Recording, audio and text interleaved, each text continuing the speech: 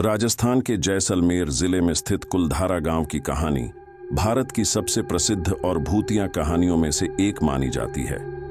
यह गांव आज भी एक रहस्यमयी स्थल के रूप में जाना जाता है, जहां रात में जाने की हिम्मत कोई नहीं करता। स्थान: कुलधारा गांव जैसलमेर से लगभग 18 किलोमीटर दूर स्थित है। यह गांव 13वीं सदी में पालीवाल ब्राह्मणों द्वारा बसाया गया था। कहानी के अनुसार गांव के लोग बहुत ही अमीर और खुशहाल थे, लेकिन एक दिन जैसलमेर के दीवान सलीम सिंह की नज़र गांव की एक सुंदर लड़की पर पड़ी। वह लड़की से शादी करना चाहता था और उसके लिए उसने गांव वालों को धमकी दी। दीवान के डर से गांव के सभी लोग एक रात में ही अपना गांव छोड़कर चले गए। कहा जाता है कि जाते जाते गांव वालों ने इस जगह को श्राप दिया कि यहाँ कोई नहीं बस पाएगा। अजीब आवाज़ें: रात के समय गांव में अजीब अजीब आवाज़ें सुनाई देती हैं। कुछ लोगों का कहना है कि उन्होंने यहाँ पर लोगों के बोलने और चलने की आवाज़ें सुनी हैं। अनदेखी परछाइयाँ: कई पर्यटकों ने गांव में अनदेखी परछाइयाँ देखने का दावा किया है, जो अचानक गायब हो जाती हैं। स्वयं चलती वस्तुएं: गांव के अंदर सामान अपने आप इधर उधर होता रहता है। कुछ लोगों ने देखा है कि पत्थर अपने आप हिलते डुलते हैं। तापमान में परिवर्तन: गांव के अंदर अचानक तापमान में गिरावट आ जाती है, जिससे वहां खड़े लोग ठंड महसूस करने लगते हैं। स्थानीय लोग इस गांव को भूतिया मानते हैं और यहां पर रात में जाने से कतराते हैं। कई लोगों ने यहां पर अजीब घटनाओं का अनुभव किया है और वे मानते हैं कि यहां पर आत्माओं का वास है। कुलधारा गांव की कहानी ने भारतीय संस्कृति और समाज में एक महत्वपूर्ण स्थान बना लिया है।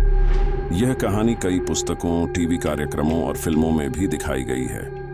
यह गांव आज भी पर्यटकों के लिए एक रहस्यमयी स्थल है, जहां लोग डर और रोमांच के लिए जाते हैं। कुलधारा गांव की कहानी भारतीय लोक कथाओं का एक अद्भुत उदाहरण है, जो आज भी लोगों के दिलों में डर और रहस्य का संचार करती है। भारत में कई भूतिया किस्से और कहानियां हैं, लेकिन दिल्ली के भूत बंगला की कहानी सबसे प्रसिद्ध और डरावनी मानी जाती है। यह कहानी एक प्राचीन हवेली की है, जिसे आज भी लोग भूतिया मानते हैं और यहाँ पर होने वाली घटनाओं से डरते हैं। दिल्ली में कुतुब मीनार के पास स्थित यह हवेली ब्रिटिश शासनकाल की है। इसे 19वीं सदी में एक ब्रिटिश अफसर ने बनवाया था। कहते हैं कि इस हवेली में एक ब्रिटिश अफसर और उसकी पत्नी रहा करते थे। एक दिन अचानक अफसर की पत्नी की रहस्यमयी मौत हो गई। इस घटना के बाद अफसर ने भी उसी हवेली में आत्महत्या कर ली। लोगों का कहना है कि अफसर और उसकी पत्नी की आत्माएं अब भी उस हवेली में भटकती हैं। अजीब आवाज़ें: रात के समय हवेली के अंदर से अजीब और डरावनी आवाज़ें सुनाई देती हैं। कुछ लोगों का कहना है कि उन्होंने यहाँ पर रोने और चिल्लाने की आवाज़ें सुनी हैं। अजीब दृश्य: कुछ लोगों ने यहाँ पर सफ़ेद साड़ी में एक औरत को देखा है, जो अचानक गायब हो जाती है।